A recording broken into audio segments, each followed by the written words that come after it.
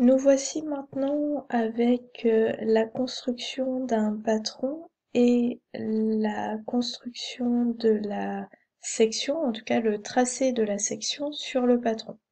Alors revoyons déjà avec la perspective cavalière la section de notre pavé droit par un plan qui a ici 3 points, le point K, le point J et le point I. Donc là, je vous rappelle, toujours, la section est un rectangle, donc le segment IJ sera parallèle au segment KL. J'y vais, je trace mon segment.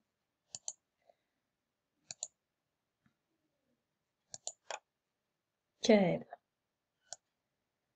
Ensuite, je n'ai plus qu'à relier les points I et L pour avoir ici ma section. Voici maintenant la section sur le solide. On va passer à la réalisation du patron de notre pavé droit. Alors voici maintenant le patron de notre pavé droit. Alors j'ai commencé par tracer la face de devant, donc nous avons un carré qui a pour longueur de côté 4 cm. J'ai placé aussi le point I et le point J.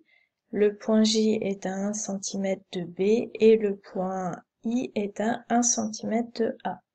Alors je vais commencer par tracer la face de droite, la voilà, et ensuite la face de gauche de mon pavé droit. Alors j'y vais.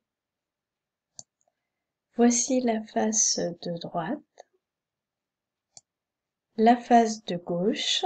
Je vais placer maintenant le point K qui se situe sur la face de droite au milieu du segment BF. Le point K qui est milieu, qui est le milieu de BF. Je trace maintenant le segment que j'ai au niveau de la section, c'est-à-dire le segment JK. Le segment JK, le voilà tracé. Maintenant, lorsque je regarde la face de gauche, ma section avait coupé parallèlement au segment JK la face de gauche. Donc j'ai obtenu un point qui se situe au milieu du segment EA, puisque je suis parallèle. Alors je place d'abord le milieu du segment EA. Voici maintenant le point L qui est le milieu de EA. Je vais tracer maintenant le segment IL qui correspond à la section de mon solide par mon plan. Donc là maintenant j'ai bien mon pavé droit, donc la face de devant, la face de droite, la face de gauche, la section réalisée sur chacune des faces. Alors maintenant comme c'est déplié bien évidemment, ma section n'est plus parallèle, hein. Je vais maintenant tracer la face du dessus et la face d'en dessous de mon pavé droit. Alors lorsque j'ai tracé la face du dessus, je n'ai pas nommé les points E et les points F, puisqu'ils sont déjà nommés sur les faces de gauche et de droite. Voici maintenant tracé la face du dessous. Alors je vous rappelle que lorsque j'ai réalisé la section, il n'y avait aucun tracé de section sur la face d'en dessous. Donc la face d'en dessous va rester vide. Je n'ai rien à réaliser par rapport à cette face. Je passe maintenant à la face du dessus.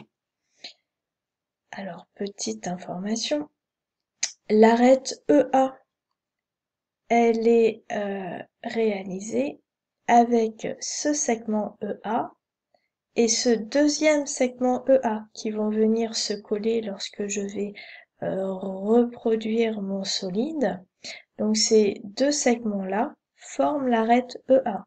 Ce qui veut dire que le point L que j'ai ici, je le retrouve aussi ici.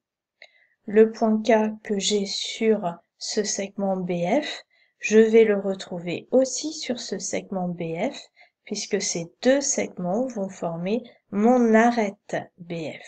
le point K ici, le point L ici. Je vais pouvoir maintenant tracer ce segment qui correspond à la section de mon solide par le plan. Voilà ici ma section. Donc j'ai un segment. Ce segment, bien évidemment, il n'est pas relié aux autres, hein, puisque je vais venir replier mon pavé droit ici, comme ça. On est sur un patron, donc en fait, on a tout déplié. Et ce point-là et ce point-là sont les mêmes une fois que je replie mon pavé droit. Voici la correction de l'exercice 21. Allez, bon courage, bonne journée à tous, au revoir.